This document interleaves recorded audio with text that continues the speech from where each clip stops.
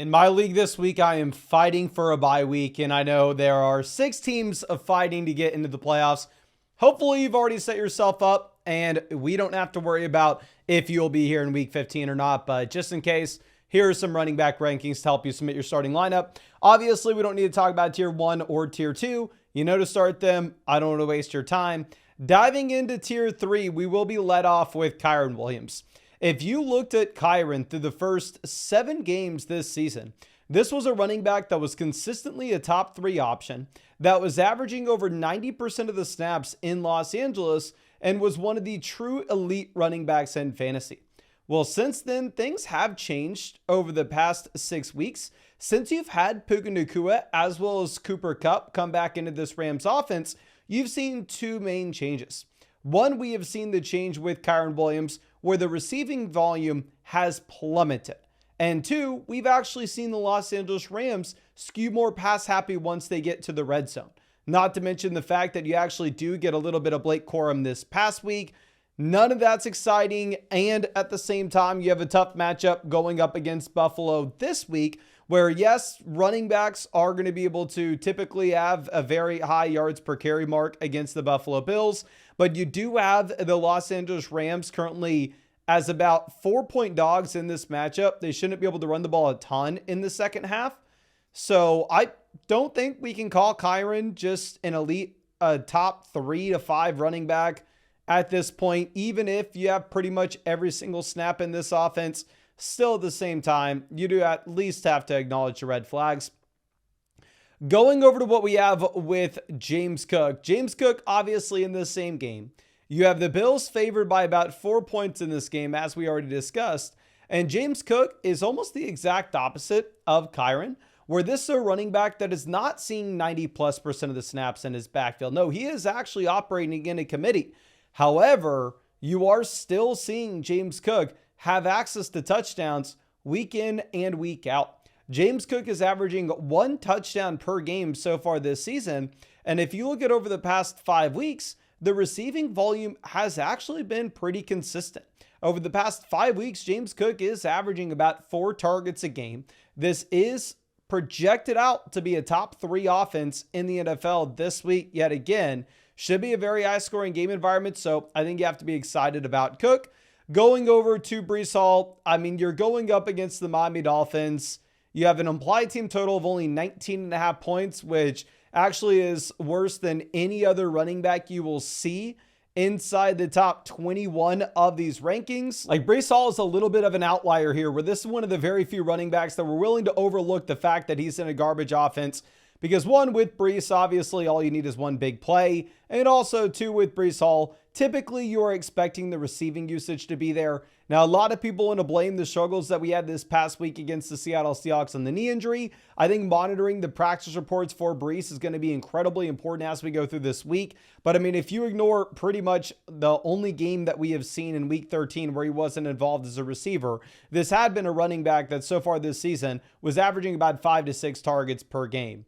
Now, going over to Bucky Irving, with Bucky, I mean, I'd been operating under the assumption that he was still in a committee with Rachaad White. Obviously, I thought Bucky was the starter here last week, but I was like, oh, okay, well, they're getting Sean Tucker goal line carries. Rachaad White still seeing a comparable amount of opportunities. And that just completely goes out the window this past week, where you actually see a career high amount of carries, a career high amount of rushing yards, a career high amount of total yards, and a career high total fantasy points against the Carolina Panthers. Now, obviously, it was a really strong matchup against the Panthers, but yet again, it's a very strong matchup going up against the Las Vegas Raiders, where currently you're looking at, I mean, the Bucks as what, 6-7 point favorites? So if that is the case, they should be able to run the ball relatively easily in the second half here. Bucky does look to be a must-start name. Josh Jacobs obviously has been much better than this so far this season. Y'all know I have a ridiculous amount of Josh Jacobs in underdog drafts. Thank God you're coming through for us, my friend. And you're looking at the past 6 weeks with every single game, besides one, with 20 fantasy points or more. Now, the issue is, you look at the one game over the past 6 weeks where you did not get the 20 fantasy points, That was 12.8 points against, yes, the Detroit Lions. The same team that Josh Jacobs is going up against this week.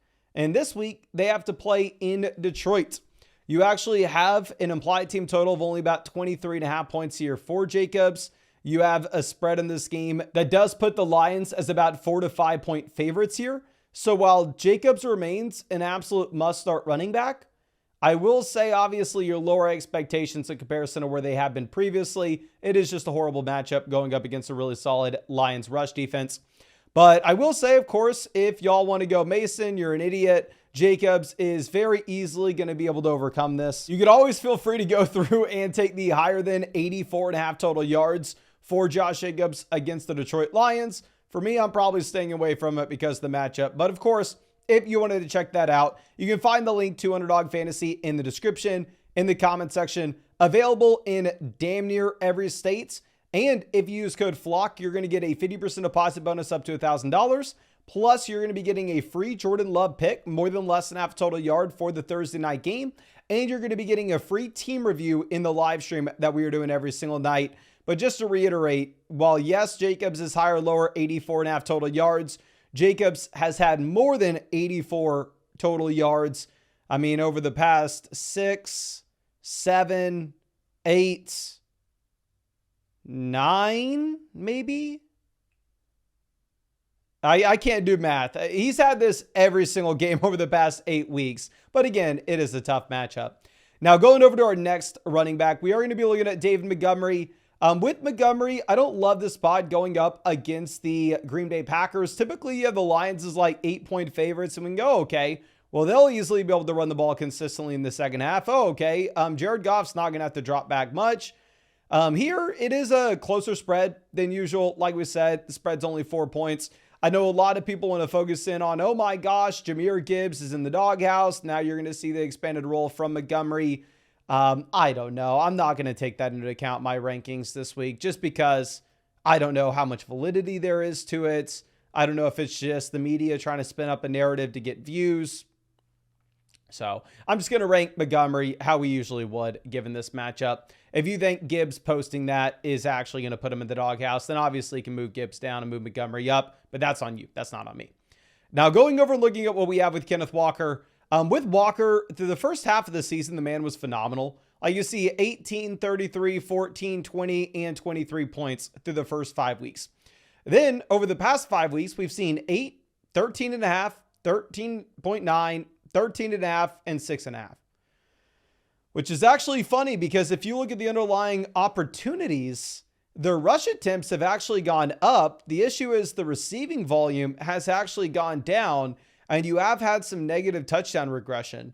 Looking at this matchup here for Kenneth Walker, you're going up against the Arizona Cardinals. We just saw Walker go up against Arizona, and in that game, you had 22 total opportunities, including 6 targets, which obviously is very encouraging. But here, I don't necessarily know how excited we can be where you do have Arizona favored. But I keep on saying, oh, okay, well, Walker has the receiving usage regardless. But this past week, you had -3 receiving yards. 3 weeks ago, you had 5 receiving yards. So I don't know if we're just overrating what we had at the beginning of the season. I'm going over to Isaiah Pacheco. It's a tough matchup against the Los Angeles Chargers. I need to take a massive L. I thought Pacheco was a strong start against the Raiders, given the matchup that he had in week 13. Clearly, Pacheco wasn't ready. He only played 37% of the snaps. I apologize, 100% on me. But now this is Pacheco's second game back. At the same time, this past game for the Kansas City Chiefs was on Friday. So you have a 9-day break for Isaiah Pacheco before he has to play the Chargers on Sunday. Now, again, it is a really tough matchup. And also, I wouldn't fault you whatsoever. If you wanted to say, well, Mason, I'm going to play it safe. I'm actually going to wait to see the production before I have to put him in. But if you're dealing with a bunch of week 14 buys, probably got to start the dude regardless. Now, finally, I get to talk about a running back on my fantasy football team. We get to talk about James Conner here. With Conner, last game we had against the Seattle Seahawks was very disappointing. I mean, he had 7 carries for 8 rushing yards. He did save the day with the receiving usage, though, where he had the 41 receiving yards and 5 receptions. But what's most surprising about James Conner is you really have seen the transition where through the first month of the year, you actually had only seen 33 to 8 and 9 receiving yards for James Conner. So you had 3 games through his first 4 games played with fewer than 10 receiving yards. If you go through and you look at every single week from week 5 onwards, you have not seen another performance with fewer than 10 receiving yards. So the receiving involvement has actually gone up dramatically for Conner. Obviously, we haven't gotten back to the 80+% of the snaps in this offense. Last time he went up against Seattle, you were at 69% of the snaps. I'm still starting James Conner every single week with my own team regardless, especially as you actually gear up for the fantasy football playoffs. You'll see that James Conner does have some really strong matchups in the playoffs. Now, another running back that's on my team that actually won me my matchup this past week. Thank you, Najee Harris.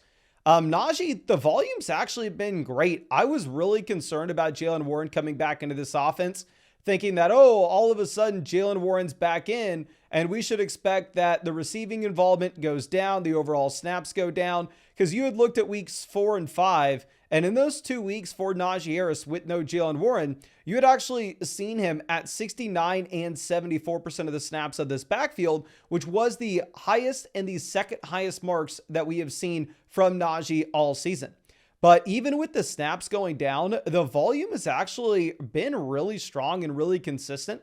Since Jaylen Warren's come back into this backfield starting in week 6, you had 16 opportunities against the Raiders, you get 22 opportunities against the Jets. You have a total of 23 against the Giants, 21 against the Commanders, 23 against Baltimore, 18 against Cleveland. And this past week, you get 22 against the Cincinnati Bengals, including a season high 54 receiving yards and a season high 6 receptions, as well as a season high 24 fantasy points. This matchup in particular going up against the Cleveland Browns, which yes, this offense struggled against 2 weeks back on a Thursday night game where it was just a complete debacle with the weather. So I don't necessarily know if that's super predictive of what you should expect from either this offense or this, running back room going into the future. And if you look at the spread in this game, I know everybody wants to just go through and get all excited about Jameis Winston, but realistically, sportsbooks are putting the Pittsburgh Steelers as 6-point favorites. I think the Steelers handle business and are able to run the ball here. Now, going over to Aaron Jones, it is really concerning the fumbles actually leading to him only with 9 opportunities this past week. And if you are looking at what we have seen all season, removing the 1 week that you had back in week 5, I want to say that game was in London. It was definitely in Europe. I don't remember where in Europe, but that was the lowest you had with 8 total touches, but Aaron Jones only played 22% of the snaps because he left early with an injury. Outside of that, Aaron Jones has really been averaging anywhere from about 15 to 22 opportunities per week. So the dramatic fall off aligning with the fumbles this past week against the Arizona Cardinals is very concerning for the Aaron Jones usage to possibly be going in the opposite direction. Now, I will say this is a very good matchup going up against the Atlanta Falcons. This matchup against the Falcons currently does have an over-under of about 45.5 points, where you do have the Minnesota Vikings favored by almost 5 points here. So they should probably be able to run the ball in the second half, but obviously the usage is going to be a concern, and it will be something that we have to continue to monitor. Now, going over to our next running back, we're going to be looking at Isaac Guerendo. With Guerendo, it is extremely difficult to go through and say, okay, well, we know exactly what we should expect for this Niners backfield. Now, considering the fact that you remove both McCaffrey as well as Jordan Mason, yeah, they do go through and claim Izzy from the waiver wire with the New York Jets. I'm still not super concerned about any other running back in this backfield. My main concern that we have with Guerendo, and why you're not going to see him ranked as high as what we had with Jordan Mason early in the season, or obviously with Christian McCaffrey, is if you are taking into account the lowered expectations with this Niners offense overall.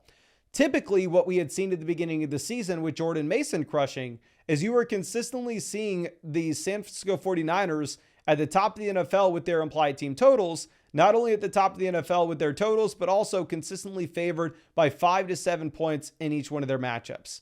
Here, that's not really the case. Going up against the Bears, you are about 3.5 point favorites. Obviously, this is an offensive line that's dealt with injuries. This is a defense that's dealt with injuries. The offense is worse. The defense is worse. The team's worse. I don't necessarily know if we have as many red zone opportunities. And at the same time, I don't necessarily know what we should expect when it comes to the ability to just drain the clock and run the ball in the second half. Now, going over to our next running back, we are going to look at Rico Dowdle. Dowdle, again, I want to reiterate, will be a very exciting start in games where the Dallas Cowboys are favored. You actually look at the Dallas Cowboys winning over the past 2 weeks, and in those 2 games, you have Rico Dowdle touching the ball 22 and 25 times. In a game where the Dallas Cowboys win, you 100% know that Rico Dowdle is a must-start running back and presumably close to an RB1. Now, the issue that you're going to have with Rico Dowdle is those games are going to be hard to come by. This week in particular, you do have the Bengals favored by about 5.5 points over the Dallas Cowboys. The expectation is the Bengals very easily take advantage of, an inferior team with no Dak Prescott. And Dallas has a difficult time going through and running the ball in the second half. Now, of course, the benefit for Dowdle here is you do have just an absolute garbage defense in Cincinnati, where we just saw Najee Harris go nuclear. Now, Tony Pollard will be our next back. With Pollard, you did see the snaps down again with Spears back into this offense against Washington. In the games that you have no Spears, you're at 89%, 82%, 86%, and 94% of the opportunities in this backfield, or the snaps in this backfield.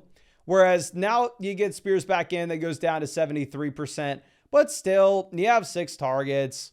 You are the quote-unquote workhorse back. And what's actually very surprising here for Tony Pollard is this is a situation where the Tennessee Titans are favored. Yes, you heard that correctly. The Titans, based in Nashville, Tennessee, with this is a garbage team, but they're going up against Jacksonville. You have no Trevor Lawrence. You have an implied team total of 22 points here in Tennessee. They are about 5.5 point favorites over the Jacksonville Jaguars. So this may be an actual really exciting game for Pollard. I have DeAndre Swift with my team as well. I'll probably be starting DeAndre Swift.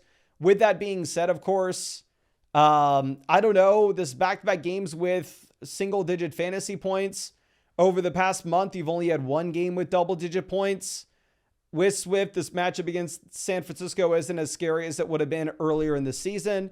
But, we were expecting this with DeAndre Swift, right? This is why I tried to do anything that I could to get rid of this guy early, because you really do have to be concerned specifically with the schedule that you had here. Now, going over looking at what we have with Tyrone Tracy, this is a running back that is in a bad offense that at the same time, over the past 2 weeks since the bye, has seen 13 and 12 opportunities.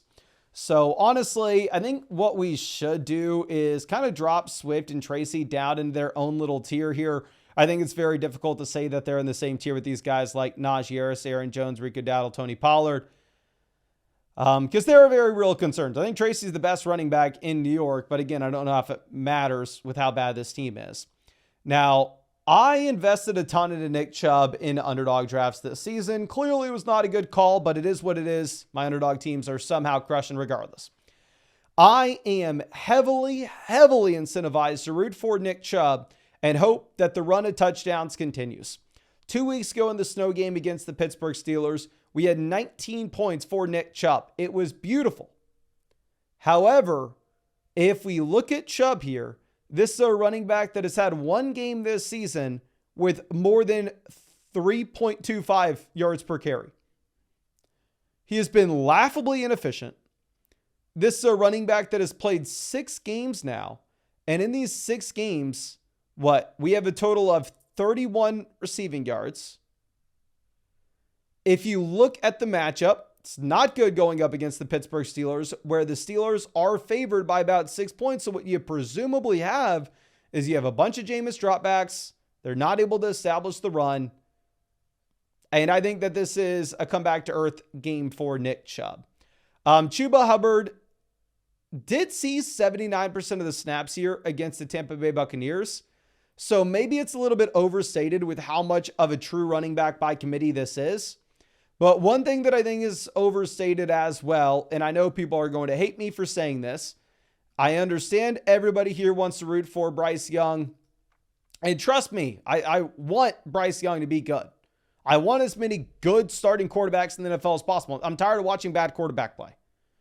But the reality of the situation is, while Bryce Young has been good over the past 2 weeks since the bye week, and people are losing their minds over it, we have another 20-game sample to look at from Bryce Young where he wasn't just bad, he was arguably the worst or a bottom 3 quarterback in the NFL.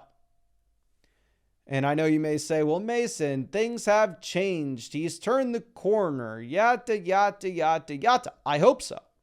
But you go ahead and you look at Las Vegas sportsbook projections at the moment, and you have the Carolina Panthers as 2 touchdown dogs against the Philadelphia Eagles.